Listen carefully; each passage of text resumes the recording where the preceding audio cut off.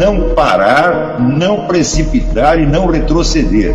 Então dizer para esse cara, sabe quando nós vamos parar? Nunca. Nunca na sua porca vida. Né?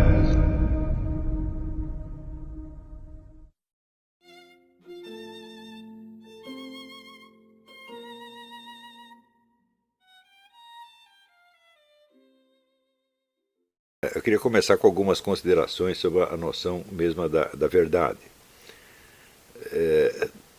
Todos nós acreditamos de algum modo estar na verdade. Até o céptico, quando diz que não existe verdade nenhuma, ele acredita que isto é uma verdade.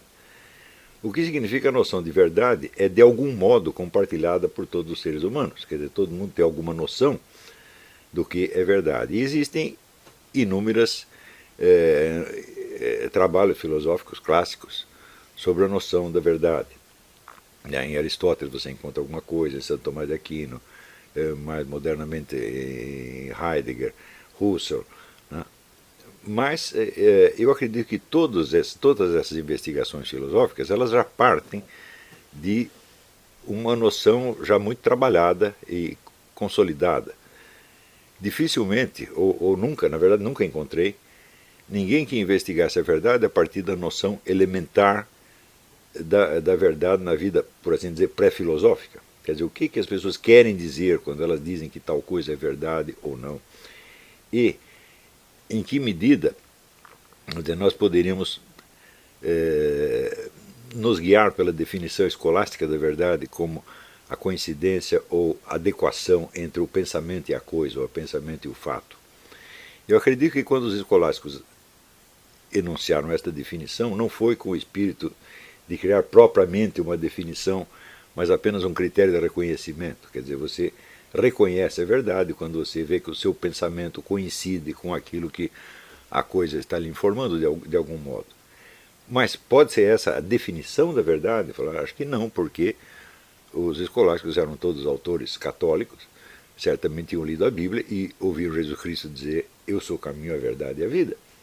Não é possível que a segunda pessoa da Santíssima Trindade fosse apenas uma relação entre pensamento e coisa. Tem que ser algo mais. Tá certo? Mas, por algum motivo, que eu não sei, não quiseram explorar esta via mais profundamente, pelo menos nos escritos de ordem filosófica. A demarcação de uma linha estrita entre filosofia e teologia, que foi tão criticada pelo filósofo protestante Hermann Dooyeweerd, ela de fato implica, às vezes, uma tomada de posição meramente convencional. Quer dizer, não vamos transpor aqui esta fronteira. Mas a fronteira é apenas disciplinar e convencional, ela não tem nada a ver com a estrutura da realidade. Na estrutura da realidade, a própria fronteira entre natural e sobrenatural é quase impossível de demarcar, de maneira que, pela simples razão de que o sobrenatural, sendo onipresente, você não pode fixar uma fronteira e dizer daqui ele não passa. Daqui você tem a perfeita autonomia do natural. Tudo isso são noções absolutamente convencionais. Quer dizer, se você define a natureza como um certo campo onde vigoram determinadas leis, nada prova que não haja outras leis interferindo ali sem que estas sejam por isso alteradas. A famosa noção de que, por exemplo, os milagres são coisas de ordem, de causa sobrenatural, para mim essa é uma definição que não diz coisa nenhuma, porque você não sabe quais são os limites da causalidade natural. Então, essa definição da verdade como adequação entre pensamento e coisa é apenas um critério de reconhecimento. Alguns autores escolásticos esclarecem que é quando você percebe esta coincidência, esta harmonia de pensamento e coisa, de modo que a sua inteligência admite, aceita aquilo plenamente, sem temor de errar. Muito bem, então aí a verdade fica definida por uma sensação subjetiva que você tem. Se você não tem o temor de errar, bom, eu acho que qualquer idiota, quando diz uma idiotice, ele, em geral, diz sem temor de errar. Então, evidentemente, isto não basta. Eu não quero entrar aqui na investigação filosófica da verdade, que pode ficar para mais tarde. Ela é importante, mas pode ficar para mais tarde.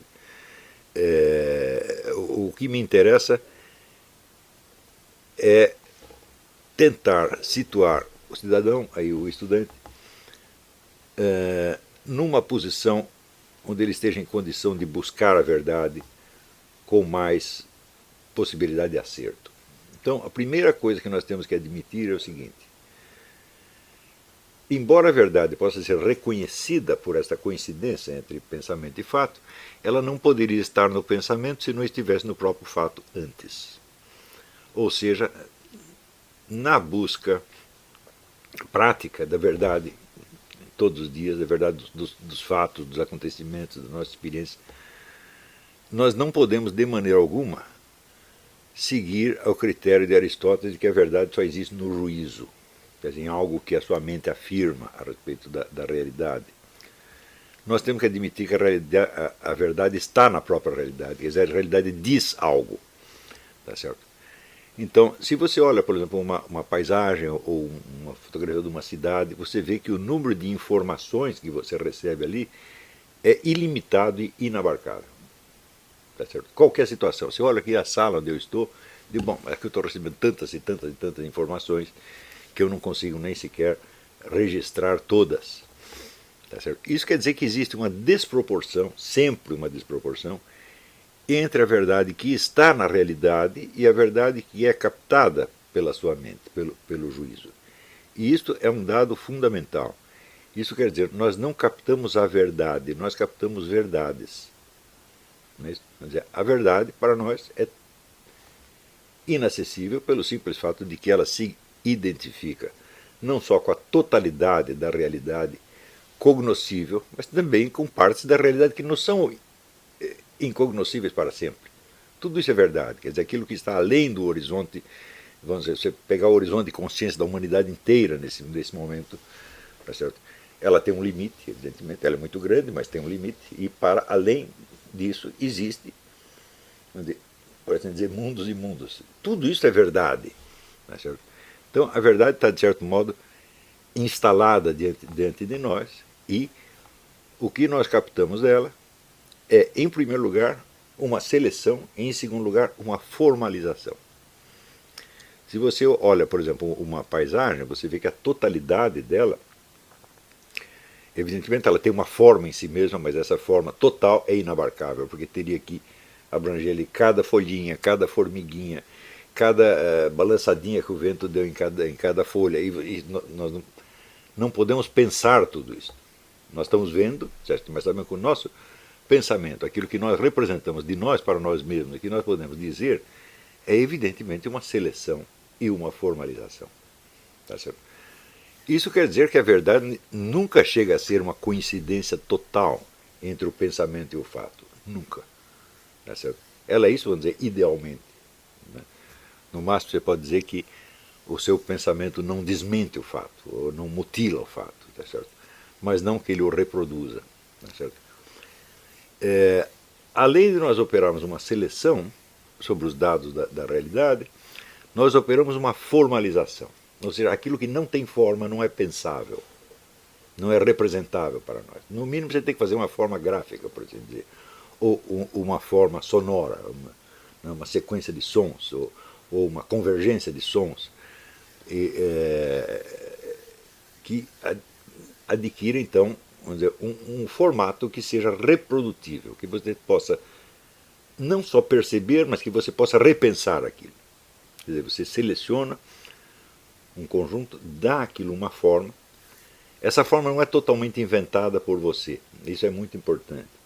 O negócio do Kant, de que são as nossas formas a priori que determinam, vamos dizer, o conjunto daquilo que nós aprendemos, salta uma parte importante do raciocínio, que é de onde nós tiramos essas formas a priori.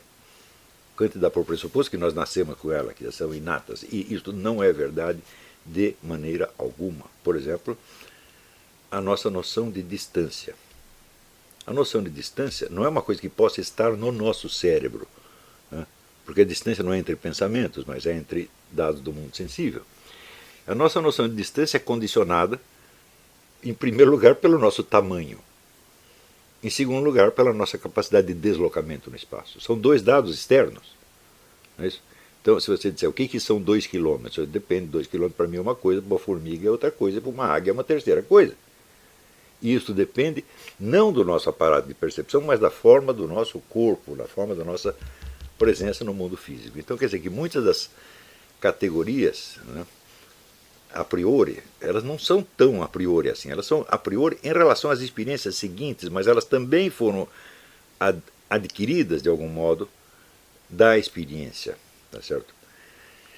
Não sob a forma de uma apreensão consciente, quer dizer que você, agora eu vou captar aqui a noção de distância do mundo exterior. Não, isso é tudo muito, muito rápido e é um processo totalmente inconsciente. Tão inconsciente que mais tarde você pensa que esses dados são realmente a priori, quer dizer que você nasceu sabendo daquilo. Não é isso?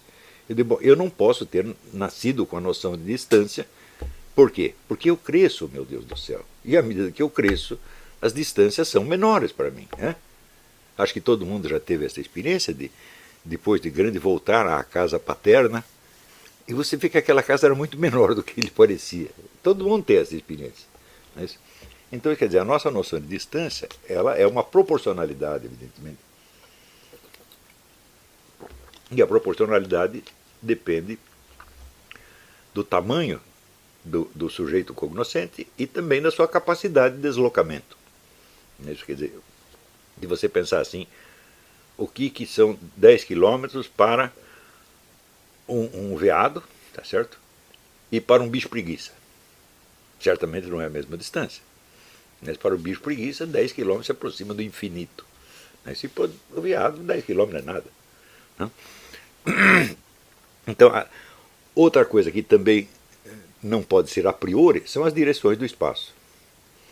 Que você aprende na medida que você tenta ficar de pé, tenta se deslocar, então você percebe que existem, por assim dizer, distâncias máximas. Né? À frente e atrás, direita e esquerda, em cima e embaixo. Algumas das quais são absolutamente inacessíveis. Você pode ir para frente, você nunca vai chegar no fim do caminho, também à direita e à esquerda, e em cima e embaixo muito mais ainda. Então tudo isso são formas do universo que se implantam em nós, que nos são impostas pela situação real onde nós estamos. E essas, vamos dizer, essas figuras básicas, essas formas básicas, são aquelas com as quais nós vamos medir e representar todo o resto. Tá certo? Então isso quer dizer que nós, quando percebemos qualquer coisa, nós estamos sempre comparando algo com essas formas básicas que foram as primeiras que se imprimiram em nós. Distância, peso, tamanho, etc, etc. Né?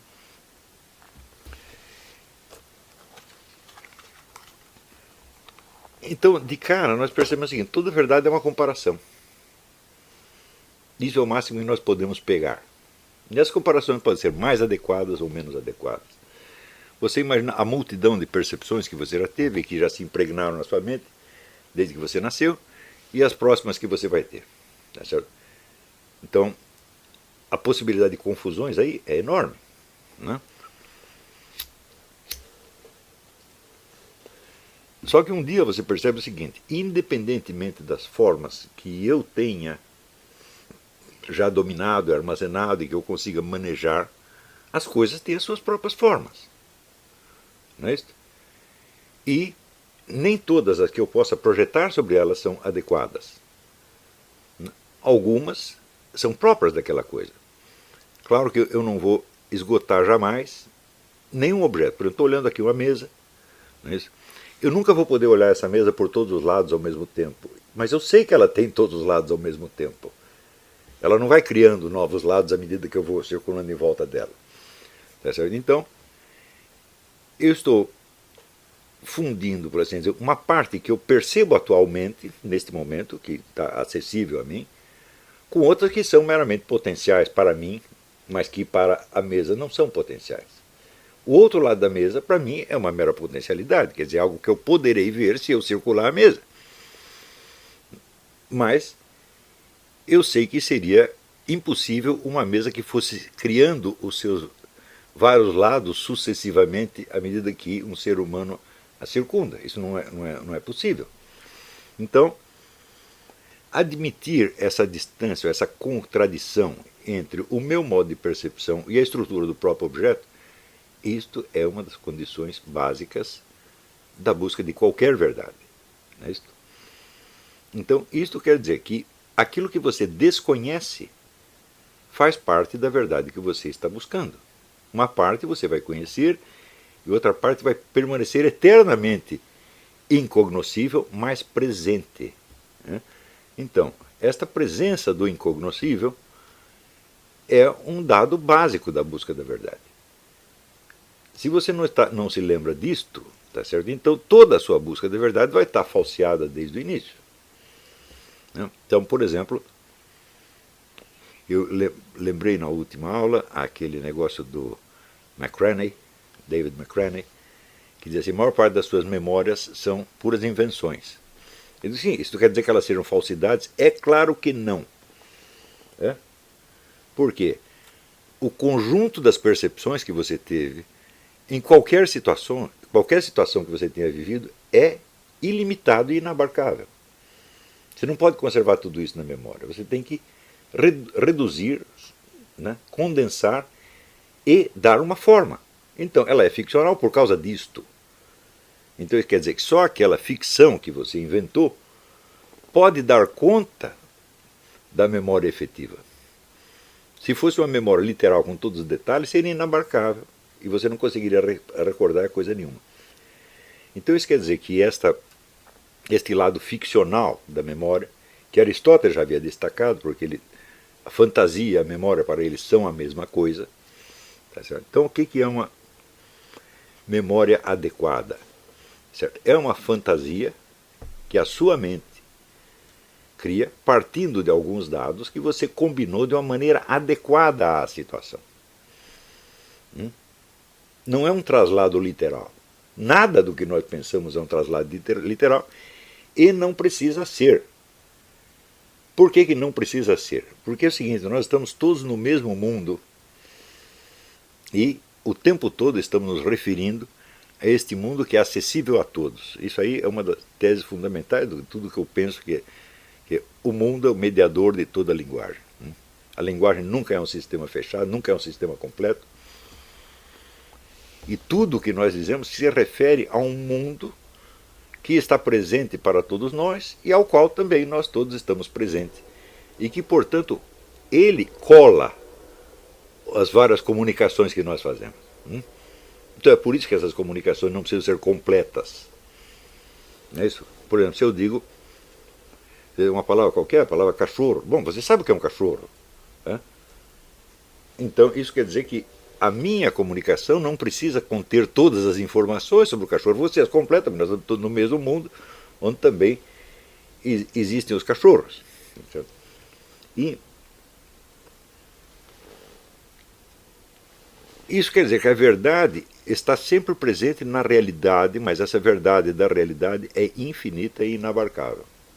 Nós só captamos aspectos, tá certo? E a verdade como tal está presente a nós sob a forma daquilo que eu chamei o conhecimento por presença. E só assim. A verdade como tal jamais é objeto de pensamento. Se elas fossem, veja, se a verdade como tal fosse objeto de pensamento, ela seria apenas um conteúdo da sua consciência. Então ela deixaria de ser a verdade da realidade para ser apenas a verdade do seu pensamento. E seria autocontraditório. Então, isso quer dizer, nós só pensamos verdades e nós referimos essa verdade a um fundo ilimitado e incognoscível ao qual estamos todos presentes e que está presente a todos nós. Então é por isso que eu digo que a verdade é um domínio no qual você está. Tá certo? A verdade não pode ser compreendida só como um conteúdo de pensamento. Se você disser a verdade é a adequação entre pensamento e a coisa, eu digo, bom, o pensamento está na minha mente. Onde está a coisa? Está nas minhas percepções.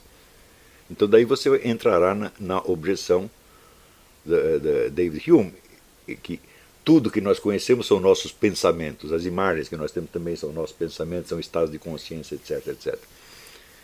E isso não é assim, simplesmente porque o mundo que está diante de nós, ele não é pensável como tal. Ele é perceptível, mas não é pensável. Se eu pegar só isso que eu estou vendo aqui dentro dessa sala, que é um ambiente bastante limitado, eu não conseguiria pensar todos os detalhes que eu estou vendo agora. Então, entre a percepção e o pensamento, você já tem um abismo. Quer dizer, aquilo que você percebe, aquilo que você conserva na memória, e daquilo que você conserva na memória, o quanto você consegue dizer para você mesmo. Ele tem uma série de reduções aí. E justamente esta redução é que me informa que os objetos da minha percepção não são estados de consciência meus. Todos os meus estados de consciência são limitados. Não é isso? Agora, o mundo que está presente diante de mim, ele não é limitado. Ele o tempo todo pode trazer novas informações que para mim são absolutamente inabarcáveis. E justamente o reconhecimento deste inabarcável é o que me orienta para o fato de que eu estou num mundo e não o mundo está dentro da minha cabeça. Então, eu acho que a primeira dificuldade que existe na busca da verdade é o seguinte: as pessoas querem realmente a verdade? Veja, você querer a verdade é você querer algo que está para além do seu conhecimento. Algo que você não tem, mas da qual você sabe alguma coisa. Então, esta tensão entre o conhecido e o desconhecido faz parte da estrutura da verdade mesma, de toda e qualquer verdade, por mais modesta que seja. Não é isso? Mesmo que seja uma verdade puramente mental, por exemplo, uma verdade puramente lógica, tipo A igual a A. Né? Digo, muito bem, quando você pensa A igual a A, você pensa o princípio de identidade, você está pensando todas as implicações desse princípio ou não? Você está pensando só a fórmula abstrata, mas você sabe que por trás da fórmula abstrata você tem consequências e mais consequências que também são inabarcáveis. Quer dizer, mesmo a verdade puramente mental é inabarcável e nós só a conhecemos por pedaços. E esses pedaços se tornam compreensíveis para nós porque nós o referimos à presença do mundo. Sem isso, nada seria possível.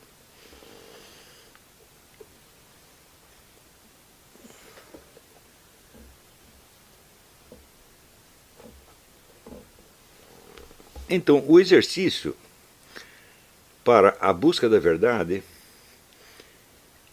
é muito simples. É você tentar reconstruir alguma verdade muito modesta, muito acessível, com o máximo de exatidão que você puder. Por exemplo, o que aconteceu em tal momento da minha vida? Ou, quando me disseram isto ou aquilo, o que eu senti exatamente? Você dizer o nome do sentimento não basta, evidentemente, porque o sentimento aparece em nós, tá certo? Também como uma espécie de discurso interior. Ele diz alguma coisa. Então, o que o seu sentimento dizia exatamente?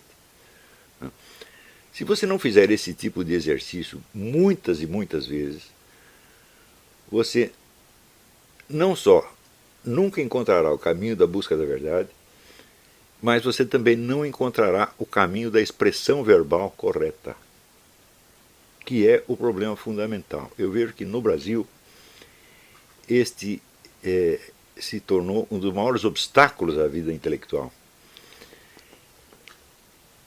que é o problema da propriedade da linguagem. Quer dizer, a busca do termo próprio, quer dizer, o termo que diz exatamente aquilo que você está querendo dizer e que, portanto, torna aquilo imediatamente reconhecível pelo seu ouvinte ou leitor. Isto deve ser uma preocupação de um escritor em cada linha que ele escreva.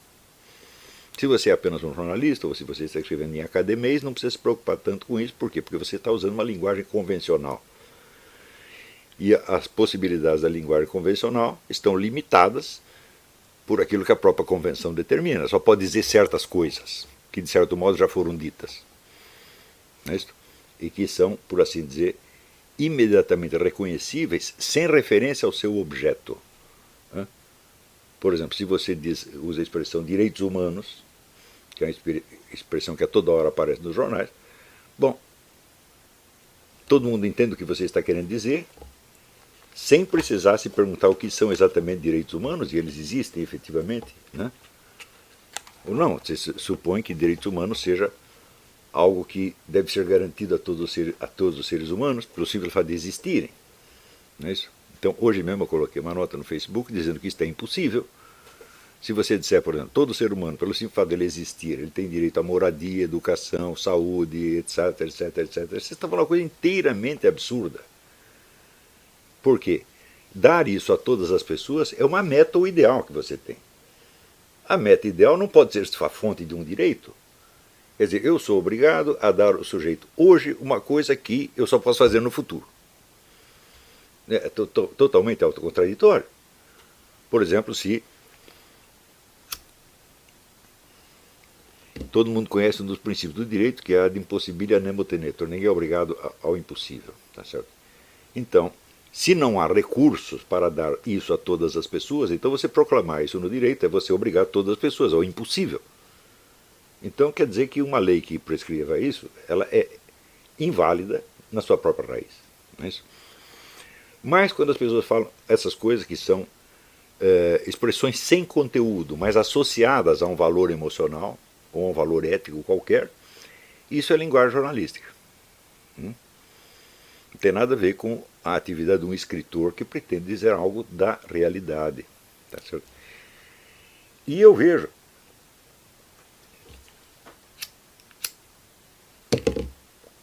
que por uma espécie de impregnação da linguagem jornalística, já carregada de preconceitos ideológicos e agendas politicamente corretas, etc., etc., em parte por causa disso, e em parte por simples inépcia dos professores, a ideia da propriedade vocabular se perdeu no Brasil completamente, inclusive entre os melhores. Né?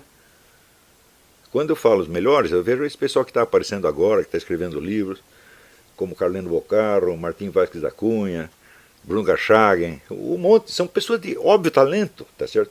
Nenhum deles tem a menor noção de propriedade vocabular. Não tem mesmo. E isso é muito grave. Então, por exemplo, eu estou lendo o livro do Martim Vázquez da Cunha, A Poeira da Glória. É um livro notável de erudição. O sujeito leu um montão de livros e conhece. É uma história da literatura brasileira, uma espécie de história crítica da literatura brasileira. Ele tem um conhecimento enorme da literatura brasileira. Mas ele consegue escrever coisas do seguinte teor. Fulano de tal foi um membro da intentona. O que é uma intentona? Uma revolução. Portanto, é uma ação. Uma ação não tem membros, meu filho. Só o que tem membros são entidades ou instituições. Uma ação tem participantes, não tem membros. E assim, coisas desse tipo você vê de monte nos livros desse pessoal. Então significa o seguinte: eles não têm uma consciência literária muito desenvolvida. Como é que se desenvolve uma consciência literária? Pego um exemplo. Eu acho que o autor de maior consciência literária que existiu no Brasil na segunda metade do século XX para adiante foi o Herberto Salles. Como é que o Herberto Salles começou a carreira dele? Ele começou ainda em uma certa região do estado dele, a Bahia, e anotando no papel os termos do vocabulário local de uma região onde existia intensa atividade de mineração na época. Ele pegou todo o vocabulário dos mineiros, são milhares de palavras, e escreveu um livro inteiro nessa linguagem, que se chama Cascalho. Depois, nas edições seguintes, cada edição, o Herberto colocava novas palavras, corrigia outras porque não estavam boas. É assim que se faz, gente. Se você tem algo a dizer e você quer dizer em qualquer linguagem do momento, você usa a linguagem jornalística, a linguagem do rádio, usa o que você quiser. Ou usa o academês, que é uma linguagem estabilizada, mais ou menos simples de dominar. Mas, se você quer dizer algo da realidade, você tem que ser um escritor. E o escritor é marcado pela sua consciência literária. E a consciência literária significa exatamente, ela se resume praticamente na busca do termo próprio. O canal tranquilo? Então, na nossa comunidade do YouTube a gente sempre deixa alguma postagem, juntamente com alguns links de livros para vocês adquirirem. E também deixamos sempre aqui nos comentários e na descrição do vídeo nossas redes sociais. Então se inscreva no canal, siga a gente nas redes sociais e quem puder apoie o nosso canal financeiramente. Temos Pix, Vaquinha, Apoios e temos nossa conta também para quem quiser nos ajudar. Tranquilo? É isso aí. Sempre com Deus, pátria, família e liberdade por um Brasil melhor. Valeu!